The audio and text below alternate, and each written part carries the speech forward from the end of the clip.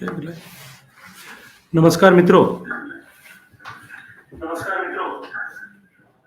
मैं आज सबसे आप सबके बीच में मैं आज सबसे आप सबके बीच में एक अत्यंत महत्वपूर्ण विषय को लेकर के, जो राजस्थान के लिए एक बहुत बड़ी उपलब्धि भी है और वर्षों से जिस विषय को लेकर के प्रतीक्षा थी, उस विषय पर चर्चा करने के लिए आप लोगों के बीच में उपस्थित हुआ हूं। मित्रों, हम सब जानते हैं कि राजस्थान का पूर्वी हिस्सा और पूर्वी हिस्से के ये 13 जिले, ये पानी के गंभीर संकट से पिछले वर्षों से गुजर रहे हैं। लगातार सिमटते हुए, सिकुड़ते हुए, समाप्त होते हुए भूगर्भ के जल के चलते हुए बड़ी चुनौती एक संकट के रूप में इस पूरे क्षेत्र के सामने खड़ी थी। 2003-4 के साल में स्वर्गीय अटल जी जब देश के प्रधानमंत्री थे, तब देश में सरप्लस बेसिन, जिन बेसिन्स में पानी की प्रचुरता है, वहां से जिन नदियों में पानी की कमी है, उन क्षेत्रों पे पानी प्रवाहित करने के लिए नदी जोड़ने की परियोजना की कल्पना की गई थी। और उस समय जो 30 ऐसे लिंक आइडेंटिफाई किए गए थे देश भर में, उनमें से एक लिंक पार्वती, कालीसिंध और चंबल नदी को जोड़ने का था। और उस लिंक जिसकी उस समय कल्पना की गई थी, उसकी पीएफआर बनी थी, उसमें 1360 एमसीएम पानी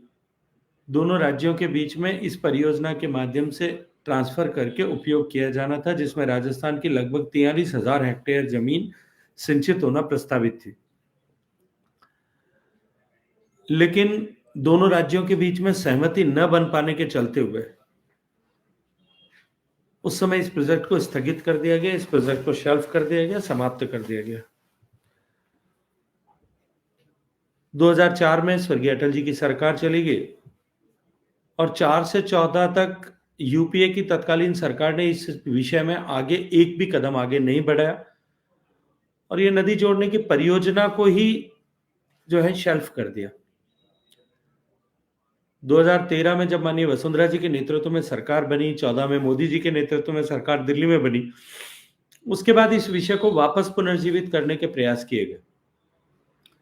2016 के नवंबर में राजस्थान की तत्कालीन सरकार ने भारत सरकार के जल शक्ति मंत्रालय के अधीन काम करने वाले एक पीएसयू वैपकॉस को एक ईस्टर्न राजस्थान कैनाल परियोजना की डीपीआर बनाने का जिम्मेदारी सौंपी और उनसे आग्रह किया कि आप इसकी डीपीआर बनाएं ताकि राजस्थान के इस क्षेत्र को पीने का पानी मध्य प्रदेश और राजस्थान के बीच जो समझौता है उसके तहत दिया जा सके। डीपीआर का निर्माण हो रहा था, इसी बीच में राजस्थान सरकार ने आग्रह किया कि जो सामान्य प्रचलित नियम है,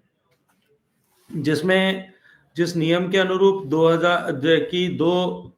नदियों के बीच में कोई भी परियोजना यदि बनाएंगे तो उस परियोजना के निर्माण के लिए जो है